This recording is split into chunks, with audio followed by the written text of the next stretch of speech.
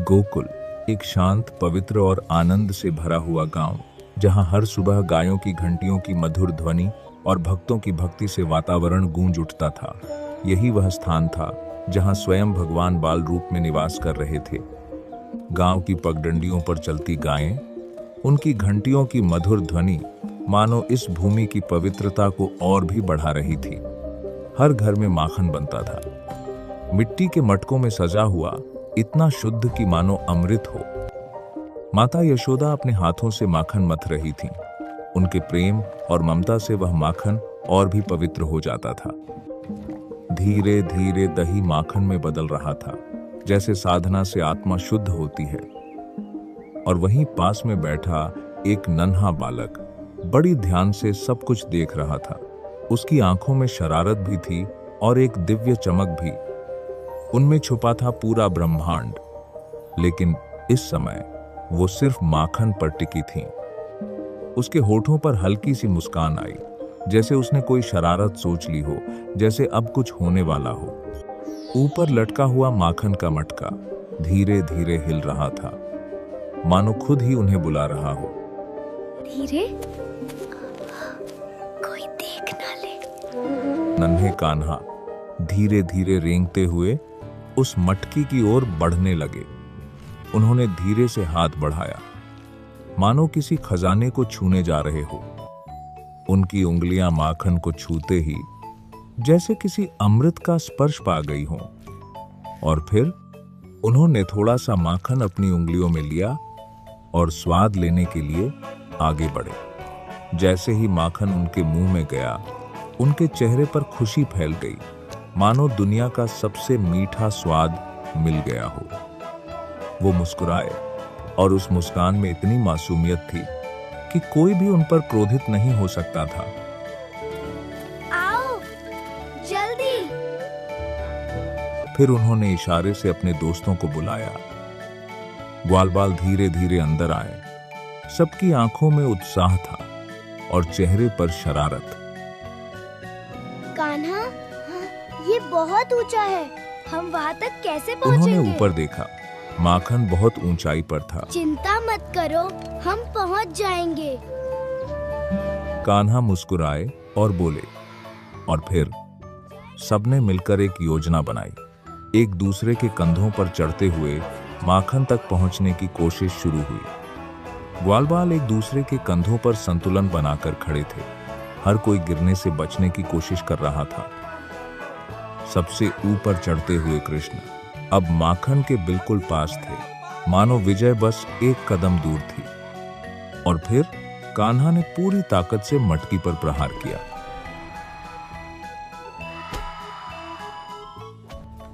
मटकी में दरार पड़ गई और अगले ही पल वो टूटने लगी। माखन चारों ओर फैल गया, जैसे आकाश से अमृत बरस रहा हो। ग्वालबाल खुशी से झूम उठे। हंसी और उल्लास से पूरा वातावरण गूंज उठा।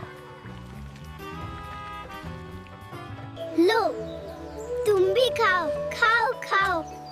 कृष्ण ने माखन उठाया और पास बैठे बंदरों को भी खिलाने लगे। उनके लिए भी यह आनंद का उत्सव था। बंदर भी बड़े प्रेम से माखन खा रहे थे।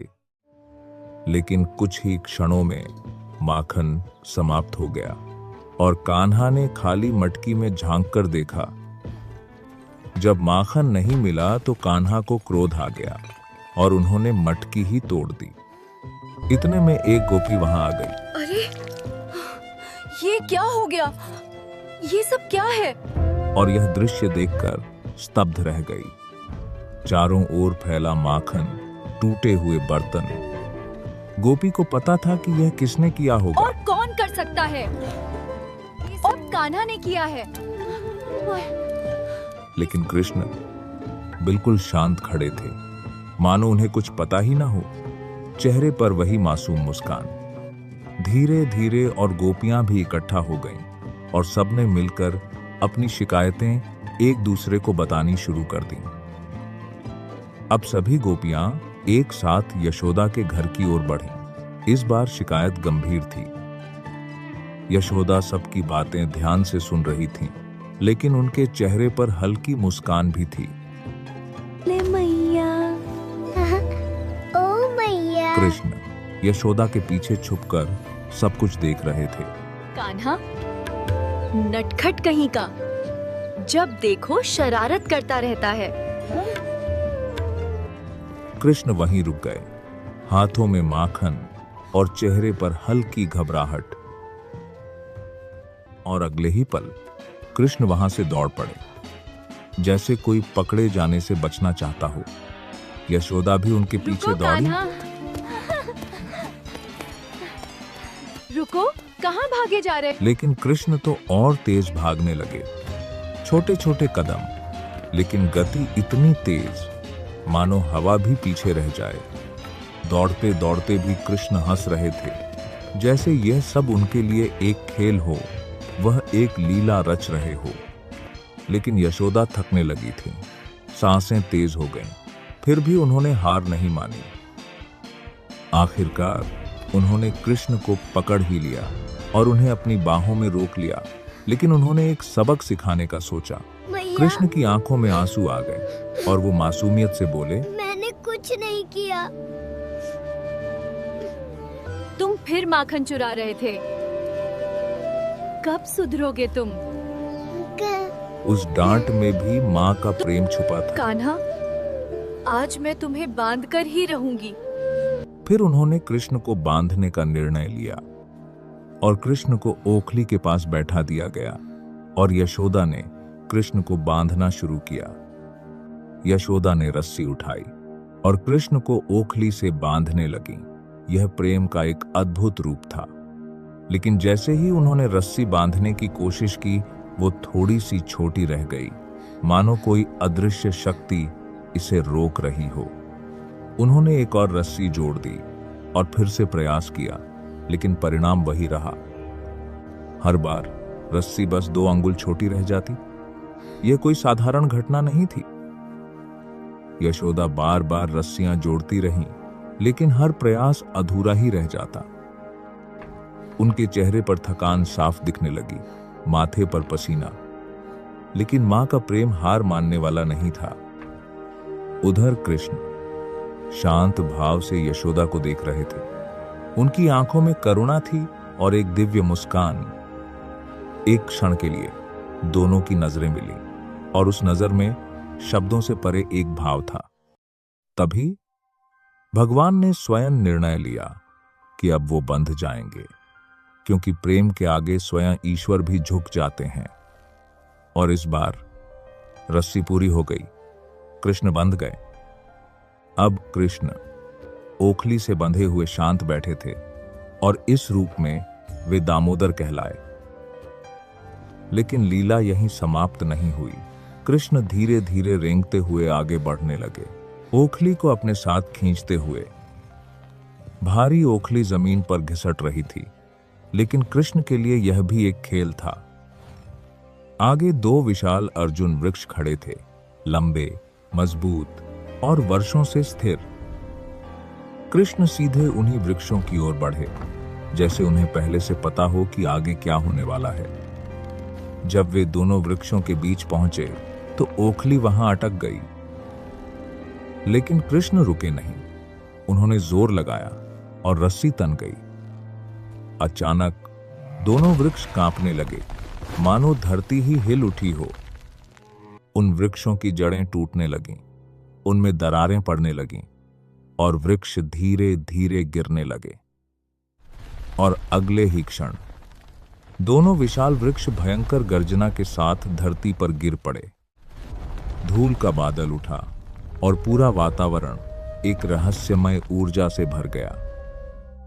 तभी उन गिरे हुए वृक्षों के भीतर से एक दिव्य प्रकाश प्रकट हुआ।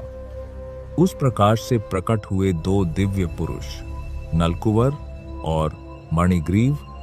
दोनों ने हाथ जोड़कर कृष्ण को प्रणाम किया हे और प्रभु, विनम्रता से कहा, आपने हमें मुक्त किया। आपका बहुत बहुत धन्यवाद।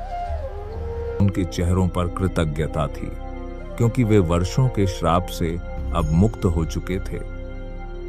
नलकूबर और मणिग्रीव कुबेर के पुत्र थे। उन्हें अहंकार और विलासिता में अंधे होकर गंगा में नग्न अवस्था में मदिरा पान करने और ऋषि का सम्मान न करने के कारण नारद मुनि ने वृक्ष बनने का श्राप दिया। लेकिन आज भगवान कृष्ण की वजह से उन्हें दिया हुआ श्राप खत्म हुआ और उन्हें मुक्ति मिल गई। धीरे धीरे उनका तेज बढ़ने लगा और वे दिव्य लोक की ओर उठने लगे। और वहां कृष्ण अब भी शांत बैठे थे, ओखली के साथ बंधे हुए, मानो कुछ हुआ ही ना हो। उधर गांव के लोग शोर सुनकर दौड़े। उन्होंने टूटे और गिरे हुए वृक्ष देखे और यह दृश्य देखकर स्तब्ध रह गए। 2 विशाल वृक्ष गिरे हुए थे और उनके बीच एक छोटा सा बालक ओखली से बंधा हुआ बैठा हुआ था। यशोदा दौड़ती हुई आई। उनके मन में चिंता और भय दोनों थे। उन्होंने तुरंत कृष्ण को गले लगाया और उनके चेहरे को छूकर देखा। कृष्ण ने मुस्कुराकर अपनी मैया की ओर देखा। उस मुस्कान में वही प्रेम था, वही अपनापन। यह लीला हमें सिखाती है कि भगवान को शक्ति से नहीं, प्रेम से बांधा जा सकता है। यही है कृष्ण की अद्भुत लीला।